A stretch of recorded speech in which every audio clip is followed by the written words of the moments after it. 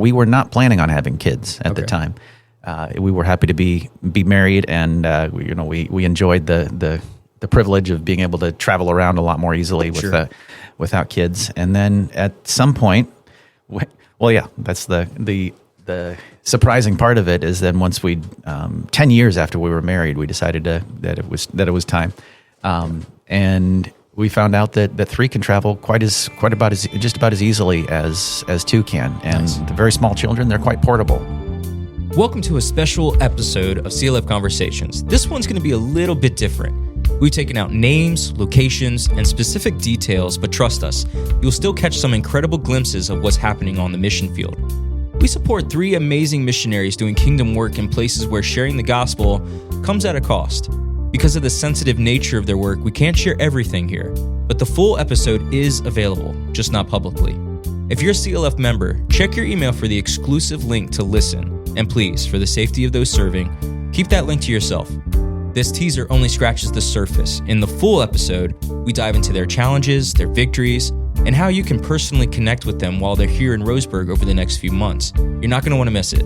So, go find that email, hit play, and be encouraged by how God is moving through his people worldwide. With that said, let's hop into a bit of a preview of what episode 8 entails. So, Pastor Q, would you just kick off a little bit this morning on just talking about, first of all, how does CLF partner with missionaries to spread the gospel?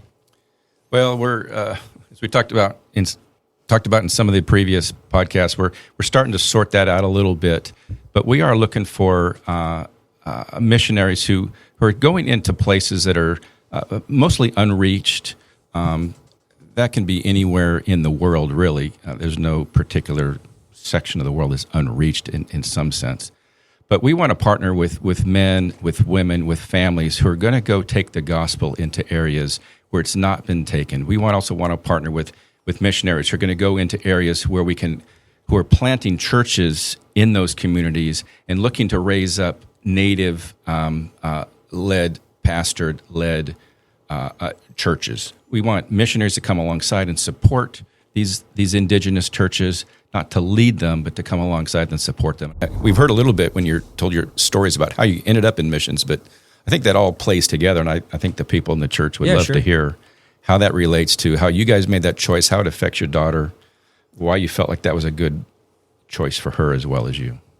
Yeah, that's a good question, and I think it is important to consider how any choice that you make is going to affect your kids, because going overseas, getting into missions, of course, that's going to have an enormous impact on your child's growing up experience.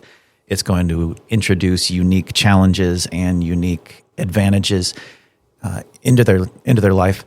But that would be true of any choice that you make, especially a career choice. The choice to go into missions impacts your child just as much as the decision to not go into missions. 100%. It introduces a lot of unique challenges, but there are things about her life.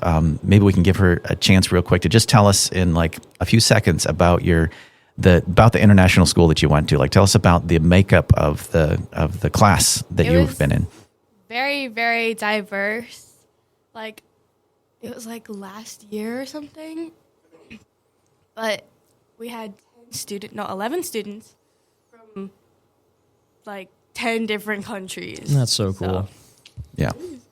Yeah, and some of those countries were places like Iran and Yemen and the Maldives. Wow. She has friends from some of the most difficult to reach unreached people groups around the world, and all in one school there together. That's so awesome. Yeah, and it's obviously it's wildly different from what she would have had if we would have chosen to locate around here and go to school here. Yeah. And so I think it's not all good to grow up overseas, and it's going to impact your kids either way. So I think it's important there as a family to talk with God about what He has for you, because it's either whether you decide to go or you decide to send, it's going to have a big impact on your kids. Yeah, that's. I mean, and props to you guys for just hearing that call, being obedient to that call, and not to mention just not having. You guys have made the decision not to put your calling on hold while you raise kids. Mm-hmm. I mean, that's probably a big thing that we hear from a lot of folks saying, well, I feel like this calling is, but I've got kids, or I've got this career path, or something. There's always some kind of obstacle in the way. We were not planning on having kids at the time. We were happy to be married, and we enjoyed the privilege of being able to travel around a lot more easily without kids. And then at some point, that's the surprising part of it is that once 10 years after we were married, we decided that it was time, and we found out that 3 can travel just about as easily as 2 can, and the very small children, they're quite portable. The 3 seats on the side of the plane. When you got 3 people, that's just perfect because you can take all 3 of those seats. You don't have to sit with any strangers. Yeah. It's ideal. There's some advantages there. Yeah, absolutely. That was a thought out. That was a well thought out. That's plan. right. Yeah. I think you said you've been on the mission field 19 years. Did I hear that correct? That's true. Yeah. About that long. Yeah. Tell we me- just celebrated an anniversary because it was 19 years ago, just a couple weeks ago. Talk to me a little bit about, or talk with us a little bit about why you think you've been able to stay that long. My wife and I have supported some missionaries in the past in different countries around the world. Not many of them, in fact, none of them, have made it 19 years. One couple made it about a year and a half. Another one almost 8 years, and then for numerous reasons. Yeah. Mostly that had to do with, like Perry talked about, with kids, their marriage. They just were not able to stick it out for various reasons. What do you attribute your success? I mean, this has been your career from the start. This has been your choice, and you've been successful at it. Yeah, by the grace of God. Amen. And Yeah, absolutely. we have had a very amazing support base, primarily in Roseburg. There's people across the United States and even in some other countries that support us through prayer and financially as well. But I'm sure that's a huge reason why we're still there. People have been praying for us consistently, faithfully through the years, providing financial support. We also, through our organization, we have always had a team, except when we first went there, it was just us. So it was up to us together with the Lord to mobilize more people to come. But we've always worked together with others. And I think that's been critical because we've been able to support them in their dark times and vice versa. There was particularly a time during COVID that I'm sure if that we hadn't been with a team that we would have probably packed it up and come home for good. Just really tough times there as it was for many people throughout the world during the pandemic. But they just stuck with us, supported us as we walked through some things and processed some of what we were going through. So, yeah. I think something that a lot of missionaries do that maybe sets them up to struggle more than they need to is this mindset that we're going overseas to suffer for Jesus. And well, that's true. There is a lot of struggle. There's a lot of, you're going behind enemy lines and there's a lot of challenges that come along with that and a lot of stress. And because of that, I think it's so important and this is something we say to new missionaries all the time, it's so important to find joy in the place where you're living now. So you can only suffer so long before it really starts to wear on you. And I think it's important, rather than bringing that any extra suffering on yourself that isn't necessary, to find the places, the food, the people, the things, the sights, the activities that you really enjoy in the place where you're living, and make a point of seeking out that joy whenever you can. I think that sets you up to. You could say that about anywhere. True. Oh my gosh, yeah. You mentioned the importance of having a team around you, and I couldn't agree more. Tell me a little bit about how your home church, back here, was involved, and what kind of care and support. Because I think that's another key factor in success. Yeah, the intangible bit that we can't see that people are praying for us. There have been times when we felt like we might be sinking, and then we could just feel that intangible lifting up that kept us up above water, that we know that people have been praying for us. Yeah. And it's impossible to overstate the importance of that. Other than that, the times that people have come to visit us have been hugely impactful. I think both ways, because they'll be able to see rather than just hearing stories and hearing names, hearing numbers about the kind of work that we're doing, to be able to see it firsthand, to meet the people that we've been loving and speaking the truth to, and to see the places where we live and just spend time with us. It's enormously encouraging for both of us. So did you get some regular and consistent visits, or at least some visits from people back here to come visit you over there? We have had some visits, yeah. Okay. Of course, we'd love to see more, yeah. But it's been really good to see the people that have, because it's the other side of the world. It's a long plane ride, and let me tell you, we don't love it either.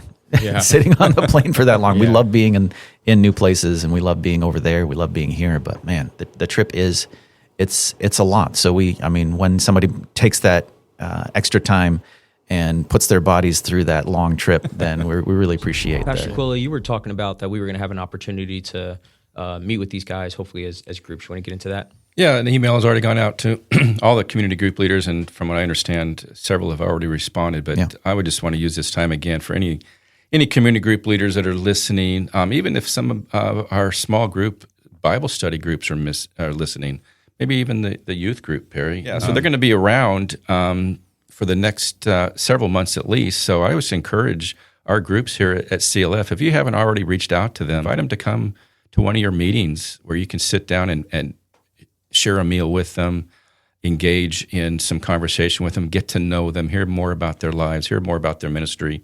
It'd be a fantastic use of one of your meetings. I'd also want to ask, what can we do as members of CLF to support you, to encourage you, to pray for you?